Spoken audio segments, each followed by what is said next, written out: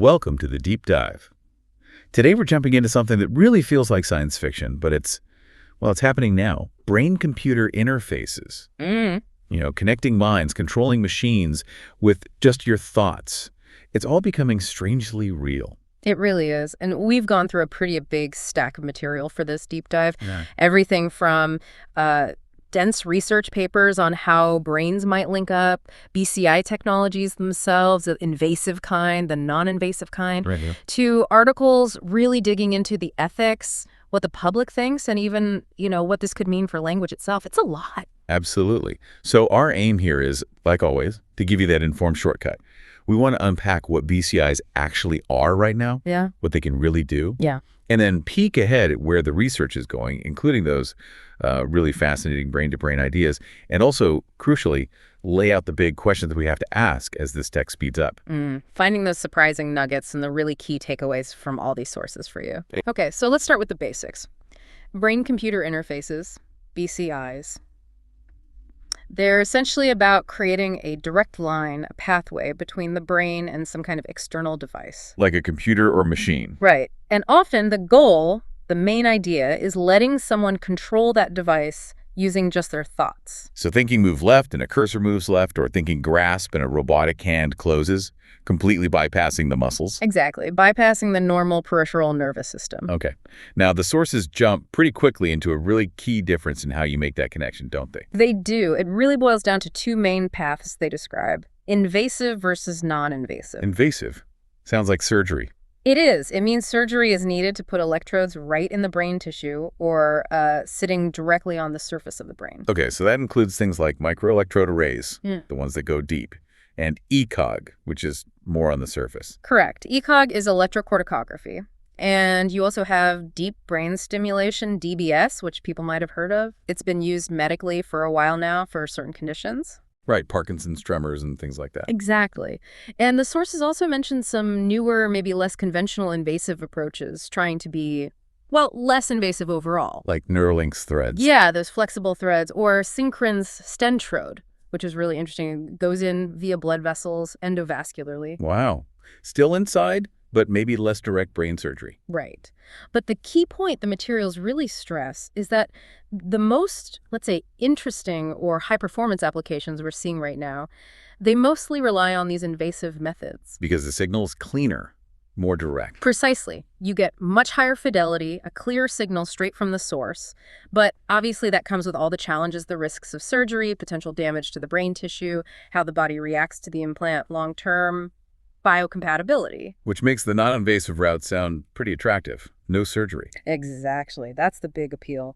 These use external sensors, usually fitted into a cap or a headband you wear on your scalp. Like EEG. That seems to be the most common one mentioned. EEG, electroencephalography, yes, that's the main one. But the sources also mention others like MEG, FNIRS, and fMRI. EEG pops up a lot, even in things aimed at consumers, right? Yeah. Why is it so popular? Well, it's much more accessible, it's portable, it's relatively cheap compared to the others, and crucially, it captures brain activity changes in real time, millisecond timing. But there's a catch. There's a big catch. And the sources are very clear on this. Signal quality. It's a major bottleneck. By the time those tiny electrical signals from your neurons get through your skull and scalp, they're weak. Okay.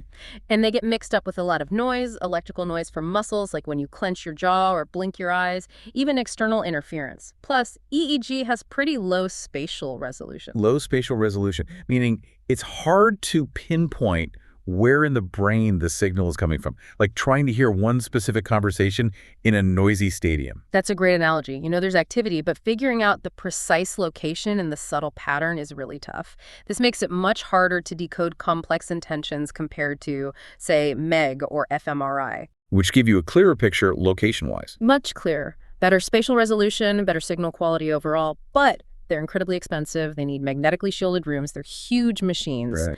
Totally impractical for everyday use outside a lab or clinic. Right. Though we did see that example of a non-invasive system being used, didn't we? The gaming experiment. Ah, yes, the Muse 2 EEG headband. Someone used it in an experiment to control parts of a game. It shows the interest in using even current non-invasive tech despite the limitations. Okay, so you've got the hardware invasive or non-invasive picking up these signals. How do you get from that raw, noisy brain activity to actually, say, moving a cursor or understanding what someone intends to type? Right, that's the whole game, encoding and decoding. Encoding is how the brain represents information. A thought, an intention, a feeling. It's the pattern of neurons firing. And decoding. Decoding is the job of the BCI system. It has to interpret those complex, often messy neural patterns and translate them into a command or piece of information the external device can understand. So the raw signal is chaotic. One source called it a cacophony. Yeah, that fits. It's definitely not a clean signal. That's why signal processing is so vital. You have to clean it up, filter out the noise, amplify the important bits, and extract the meaningful patterns before you can even try to decode them.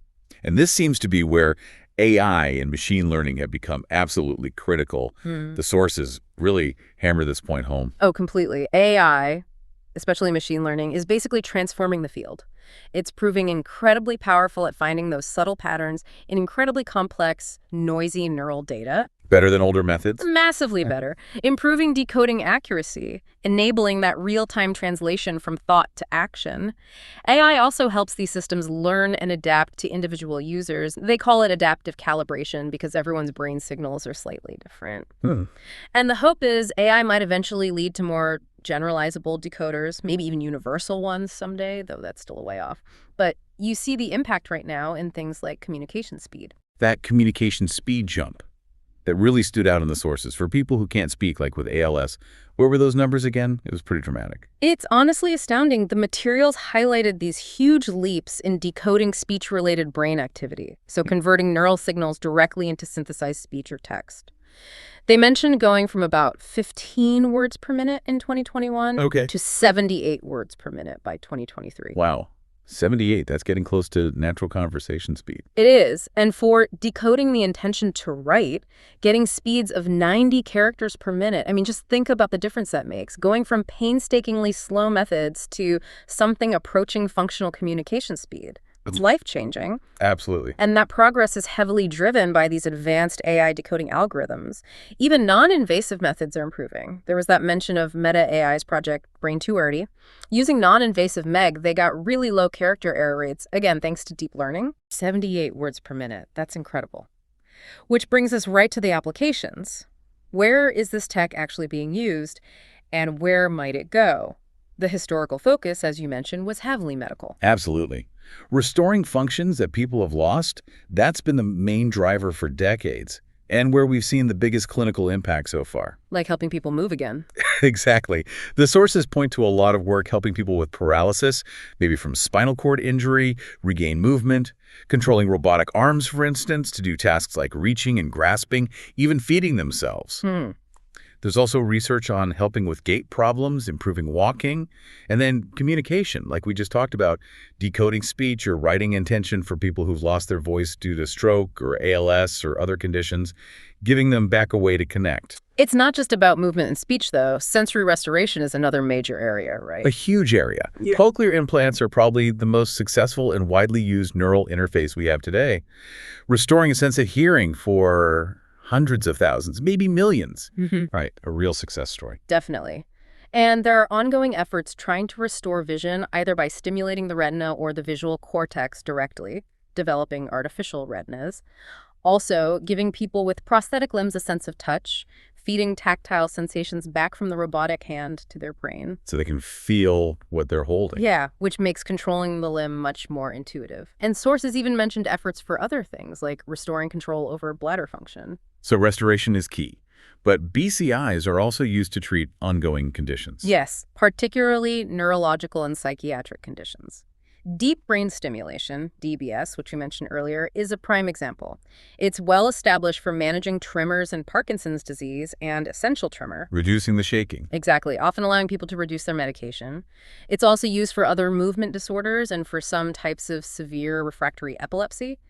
And then there's research exploring using BCIs, often with neurofeedback, to modulate brain activity for treating depression, maybe even ADHD.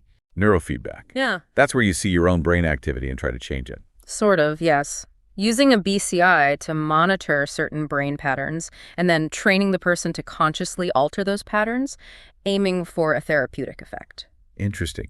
Now, the sources also brought up something slightly different. The Molly suit. That caught my eye. What was that about? Ah, yeah, the Mully suit. It's an interesting example because it's sort of on the edge of what we might consider a BCI. It's basically a suit with embedded electrodes that deliver low-level electrical stimulation across the body. Not directly interfacing with the brain, then? Not in the same way as EEG or implants, no. It's more about body-wide neuromodulation. Yeah. It's marketed for conditions like cerebral palsy, MS, stroke recovery. Some people report benefits. Why it's relevant here, I think, is that the sources might use it to illustrate the spectrum of neurotechnology out there. You have highly experimental, invasive BCIs needing rigorous FDA trials, and then you have commercially available devices like this suit, maybe with less extensive clinical evidence, but still aiming to interact with the nervous system. It shows the breadth of the field. Gotcha. So the medical uses are profound, really life-altering. Yeah. But the tech is clearly moving beyond just the clinic now. What about non-medical uses? Enhancement. Right, that's the other big wave building. The potential there is vast and maybe a bit more controversial. How so? Well, first, just improving how we interact with computers and devices, human-computer interaction, controlling your phone, your smart home, maybe navigating a virtual environment just by thinking. Hands-free computing, essentially. Pretty much. Gaming is another area getting a lot of attention, making games more immersive, like that Muse 2 experiment, using thoughts to actually influence the game world. Okay. What else? Monitoring cognitive states. This is a big one. Tracking attention levels, for instance. You could see applications in education, maybe, or for professionals in high-stakes jobs like pilots or air traffic controllers, making sure they're focused. Right, monitoring fatigue or distraction. Potentially. And then you get into the more speculative but definitely discussed possibilities. Things like, well, deception detection. Could you tell if someone's lying by reading their brain activity? Oh, okay. Cognitive enhancement, boosting memory, improving focus, maybe even directly modulating mood. Some people talk about increasing the sheer bit rate of cognition, like how fast we can process information or express ideas. Faster thinking. Or at least faster output, and maybe even bypassing language barriers somehow for a more direct kind of translation. You can see why big tech is interested. Snap, Meta, NVIDIA were mentioned. Absolutely. And the military too, naturally. Things like hands-free drone control are obvious potential applications. It really spans from critical medical needs to fundamentally changing how we interact with everything. A huge range. Which brings us to some really deep questions the sources start grappling with. If we can decode brain activity related to thought, what does that say about thought itself? And language? Do you actually need language to think complex thoughts? Yeah, this is where it gets really fascinating and maybe a bit philosophical. Some of the perspectives in the materials really push back against the idea that our thinking is our inner monologue, that language is the bedrock of complex thought. So the voice inside your head isn't the entirety of your thinking. That's the argument. They suggest language might have evolved primarily as our amazing tool for communicating thoughts to others and for passing down cultural knowledge, maybe developed alongside complex thought rather than being the thing that creates it. Interesting. So you could have complex ideas, concepts, even if you couldn't articulate them easily, like if someone had brain damage affecting speech. Exactly. Or think about mathematics or logic. Many people feel they grasp those concepts spatially or abstractly before putting words to them. Language becomes the way we label and share those non-linguistic thoughts. So language isn't the thought itself, but the tool to express it. That's one strong perspective presented. It fits with this idea of a shared linguistic space that came up. What's that exactly? It means that when we communicate using words, it's not like my brain is just beaming a thought packet into yours. It works because we've established common ground, a shared understanding of what words like cold or freedom mean in this context between us. So the meaning isn't just in my head or your head, but in the shared space language creates between us. Precisely. It aligns our brains through this shared code. One source even looked at this using brain scans, finding similarities in brain activity between people during successful communication. They called it intersubject encoding. It's about shared context, not direct thought transfer. Okay, which contrasts with viewing language as a lossy compression of thought. That phrase really stuck with me. Me too. It captures that feeling we sometimes have, right? That our internal thoughts are so rich and complex and words feel inadequate, like squeezing a big idea into a small box. Yeah, like something gets lost in translation. But the sources making this point also suggest this lossiness is actually a crucial feature.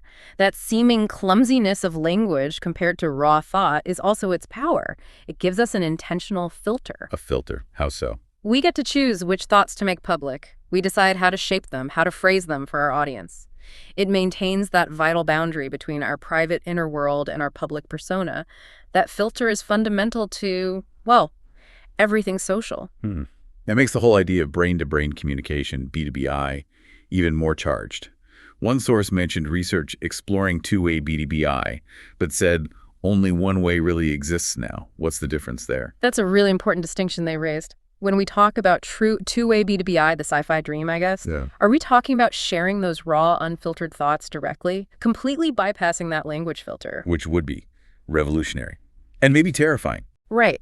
Or is what's actually being explored now, maybe termed one-way B2BI or even the intersubject encoding, still a form of mediated communication? Maybe just using neural signals as a different channel, but still distinct from sharing raw, unmediated internal experience. That possibility of truly direct, unfiltered connection is still very speculative, but wow, does it raise questions? Absolutely. Privacy, identity, everything. Which leads us right into the hurdles and the ethics. This isn't smooth sailing. The sources make it clear there are huge challenges. Oh, enormous ones across the board, technically, biologically, ethically, societally. Okay, start with the technical. What are the big roadblocks? Well, designing better electrodes is a huge one, especially for invasive BCIs. You need something that gets a great signal, is minimally invasive, doesn't damage the brain tissue, lasts for years and years without degrading or being rejected by the body, that's biocompatibility and is reliable. That's a massive engineering challenge. Yeah, dealing with the noisy signals. Still a major issue, especially for non-invasive, just reliably decoding what the brain is trying to do, filtering out all the junk, making it work consistently for different people in different situations. It's hard. Even practical stuff, like just getting non-invasive electrodes placed correctly and consistently every time, can be tricky. And then there are the things we just don't know about the brain itself. Exactly. Big biological unknowns. We're still figuring out neuroplasticity, how the brain changes and adapts over time, especially in response to having a BCI implanted or when trying to recover a lost function. Right. For many conditions these BCIs aim to treat, we still don't fully understand the root cause at the level of neural circuits. And sometimes, even when a BCI seems to be working, we don't fully grasp the exact mechanism of action.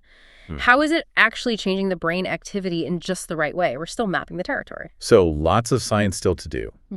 But beyond the science, the ethical and societal questions feel urgent. Privacy seems top of the list in the sources. It really is. Probably the #1 concern that comes up again and again. The idea of technology accessing and potentially decoding our neural data, our thoughts, our feelings, our intentions, it hits differently. Yeah, it feels incredibly personal. It does. There's the fear of data leaks, hacking. They even use the term brain jacking, which sounds like something out of cyberpunk. Jacking. Seriously. Yeah, the idea that someone could maliciously interfere with or control someone's BCI.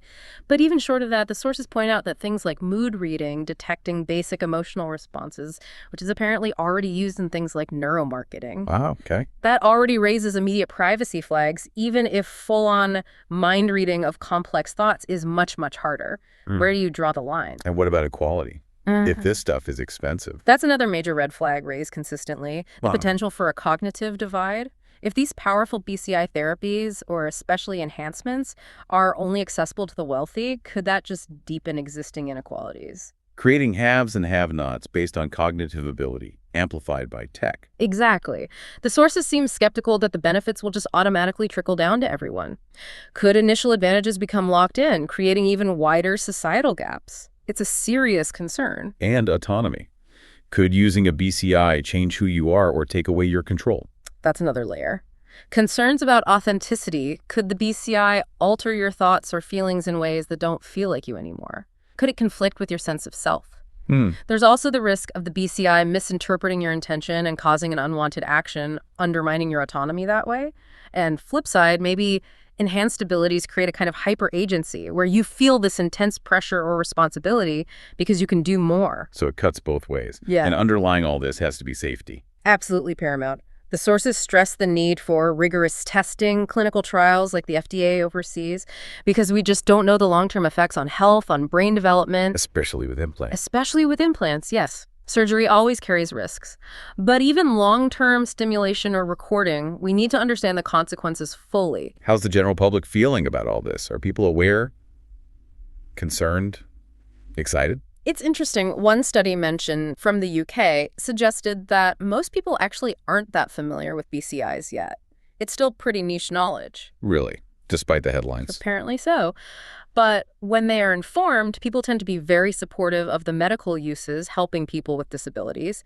But they also have significant ethical worries, particularly around privacy, safety, and that inequality issue. So cautious optimism, maybe, with a strong desire for rule. Exactly. There seems to be a clear call from the public, once they understand it, for clear regulations and more education to build trust before this technology becomes widespread. Which leads to the massive challenge of actually regulating it. Yeah. How do you create rules for something moving so fast, so intimately tied to the brain? It's incredibly tough. The sources talk about needing flexible, forward-looking frameworks. Some ideas discussed, particularly from that UK context, included creating a whole neural interface ecosystem to get researchers, companies, ethicists, and the public talking together. Taking an early and often approach to ethics, trying to anticipate problems before they happen, maybe trying out new regulatory tools like sandboxes, where companies can test innovations in a controlled environment with oversight. Like a safe space to experiment with rules. Kind of, yeah. And maybe even making it a national priority, a grand challenge to really focus resources and coordinate efforts. The balancing act is regulating effectively without killing the innovation that could lead to huge benefits. It's a massive balancing act. So we've covered a lot of ground here.